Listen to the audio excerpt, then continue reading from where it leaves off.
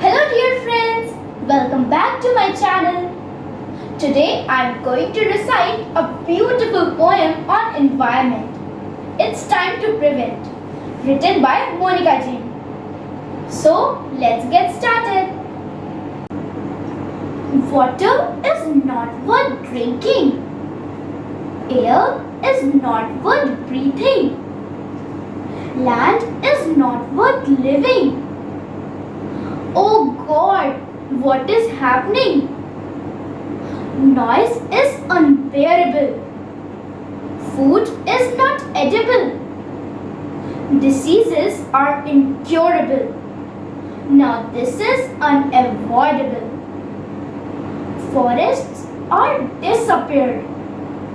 Animals are endangered. Rivers are polluted. Now we are badly affected. Oh man, please awake. We are now unsafe. If we won't take a step, no one will escape. We will have to regret. We'll have to repent. It's time to prevent a tamper with the environment. Thank you. So that's it for today's video. I hope you liked the video. And if you really do, hit the like button. Share it with your friends. And if you are new to my channel, consider subscribing.